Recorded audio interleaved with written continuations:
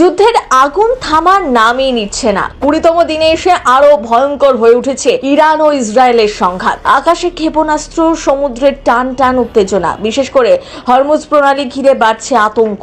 এরই মাঝে নড়ে চড়ে বসেছে আমেরিকা। কিন্তু প্রশ্ন একটাই, এই যুদ্ধ ঠিক কোথায় গিয়ে থামবে?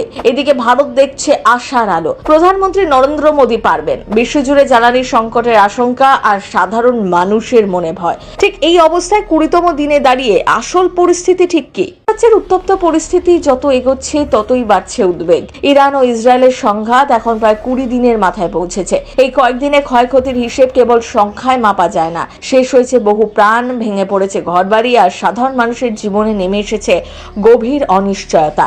প্রতিদিনের আক্রমণ আর পাল্টা আক্রমণে যুদ্ধ যেন থামার কোনো লক্ষণই দেখাচ্ছে না। এই সংঘাতে এক গুরুত্বপূর্ণ ভূমিকা নিয়েছে আমেরিকা। তাদের অবস্থান শুরু থেকেই ইসরায়েলের পক্ষে ঝুঁকে পড়েছে।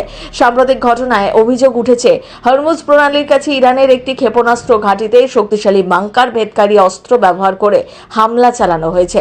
যদিও এই হামলার সমস্ত তথ্য স্পষ্ট নয়, তবে বলা হচ্ছে এর লক্ষ্য ছিল ইরানের সামরিক শক্তিকে দুর্বল করা। বিশেষ করে হরমুজ প্রণালীতে ইরানের জাহাজ বিধ্বংসী ক্ষেপণাস্ত্র আন্তর্জাতিক বাণিজ্যের জন্য বড় হুমকি হয়ে দাঁড়িয়েছিল বলেই দাবি উঠছে। হরমুজ প্রণালী বিশ্বের অন্যতম গুরুত্বপূর্ণ জলপথ। তা নিয়ে যেন আন্তর্জাতিক সমীকরণে নতুন জলঘোলা তৈরি হয়েছে। এখান দিয়ে প্রতিদিন অগণিত তৈলবাহী জাহাজ চলাচল করে, আর সেই পথেই এখন অনিশ্চয়তা। এই পরিস্থিতির মধ্যেই ভারতীয় জাহাজগুলি কয়েকটি ছাড়পত্র বড় সাফল্য হিসেবেই দেখা হচ্ছে। বিদেশমন্ত্রী এস জয়শঙ্কর জানিয়েছেন, ভারতের কূটনৈতিক প্রচেষ্টার জোরেই এই পথ দিয়ে জাহাজ চলাচলের অনুমতি মিলেছে।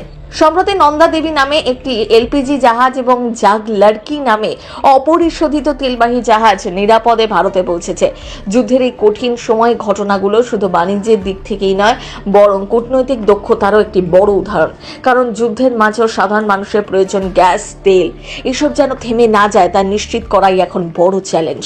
আর ইরানের সাথে সেই কূটনৈতিক সম্পর্ক বজায় রেখে ভারত নিজেদের পররাষ্ট্রনীতি জোরদার করছে প্রতিনিয়ত।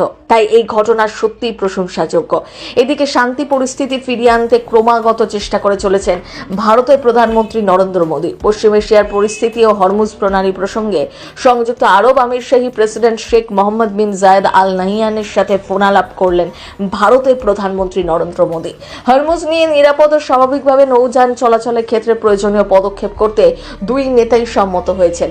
যুদ্ধ পরিস্থিতিতে ইরান, ইসরায়েল, কুয়েত, ওমান সহ বিভিন্ন দেশের নেতৃত্বের সাথে ইতিমধ্যেই কথা বলেছেন ভারতের প্রধানমন্ত্রী।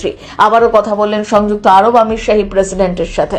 মধ্যপ্রাচ্যে ক্রমশ জটিল হয়ে ওঠা পরিস্থিতির মধ্যে একটুখানি যেন স্বস্তির বার্তা এই কূটনৈতিক উদ্যোগ।